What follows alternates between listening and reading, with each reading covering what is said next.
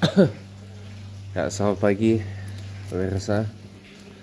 Hari ini hari Jumat 14 Februari 2025, 15 Sya'ban 1446 Hijriah. Sudah nisfu Sya'ban kita ya.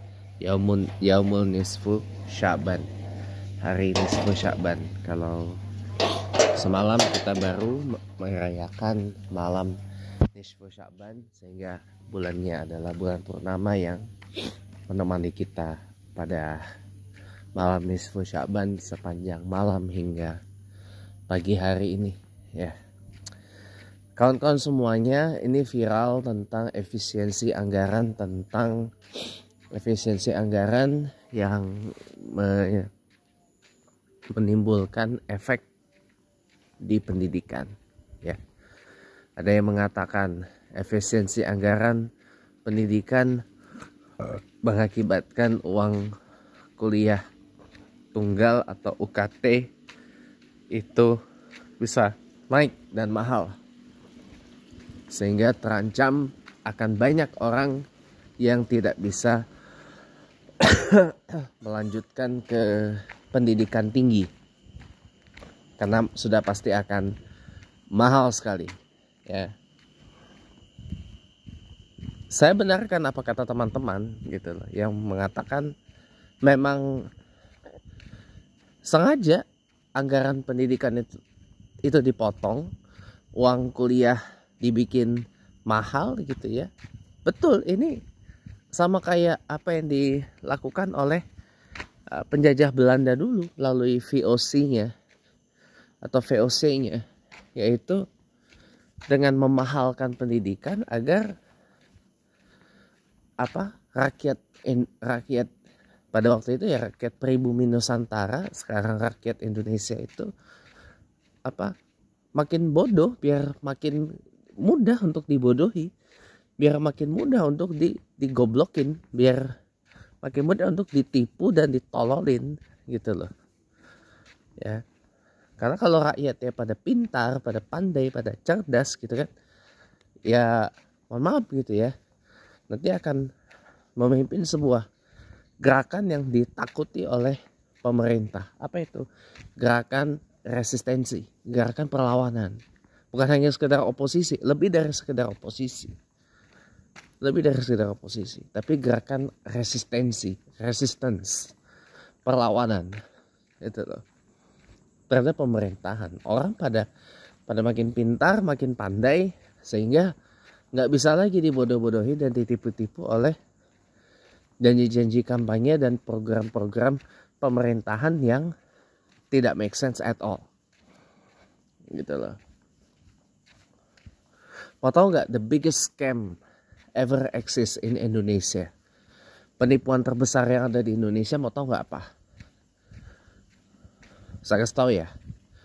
The biggest scam yang ada di Indonesia itu adalah, pertama adalah 10 tahun pemerintahan Bapak Presiden Jokowi yang katanya berfokus pada pembangunan infrastruktur, tapi ternyata seperti yang saya sudah sampaikan sebelumnya, gak bisa membedakan mana infrastruktur yang prioritas dan dibutuhkan dan mana yang tidak.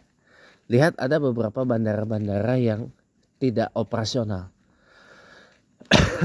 ya sampai saat ini, diresmikan tapi tidak dipakai. Salah satunya adalah Bandara Ngeloram di Blora, Jawa Tengah, di Cepu ya. Itu kan bandara yang sebenarnya tidak perlu amat, karena orang-orang sana adalah bukan orang yang menggunakan pesawat terbang. Secara ekonomi kawasan Blora itu tidak seperti Surakarta, seperti Semarang. Kan lucu gitu. Dan the biggest scam di pemerintahan Jokowi itu adalah masalah IKN. Kalau di era Presiden Prabowo adalah makan bergizi gratis. Itu the biggest scams ever exist in Indonesia. Penipuan terbesar yang ada di Indonesia itu. Nah, demi Makan bergizi gratis ini bisa goal, katanya efisiensi anggaran, larang pejabat ke luar negeri, tapi ternyata mau studi banding luar negeri untuk mendesain beberapa bangunan pemerintahan di IKN. Lah bagaimana sih? Kok jadi mencela-mencele kayak gitu? Ya. Hari ini ngomong A, besok ngomongnya Z. Nah lucu. Ya. Dan ini berdampak kepada pendidikan. Itu loh. Ini berdampak kepada pendidikan. Ya. Jadi kasihan saya, akan banyak orang nanti yang nggak bisa berkuliah ke pendidikan tinggi, nggak bisa berlanjut pendidikannya ke pendidikan tinggi. Ya.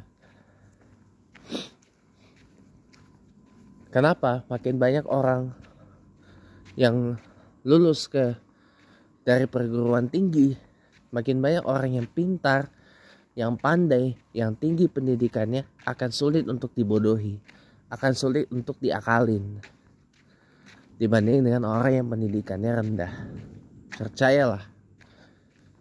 Percayalah gitu loh. Ya. Makanya sebenarnya diuntungkan oleh program makan bergizi gratis itu adalah orang-orang yang memang bukan hanya secara ekonominya rendah, secara pendidikan pun rendah.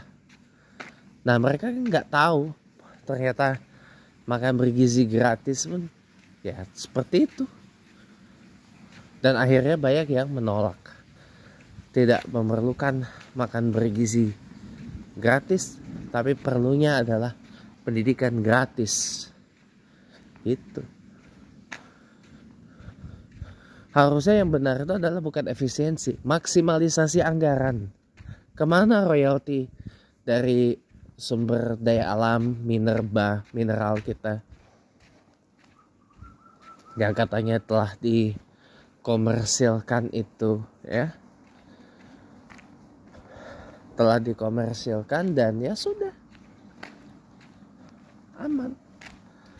Kalau sampai di situ, ya, kalau sudah sampai di situ, ada di tangan kita royaltinya, ya anggarannya dimaksimalisasi untuk hal-hal yang baik, hal-hal yang produktif.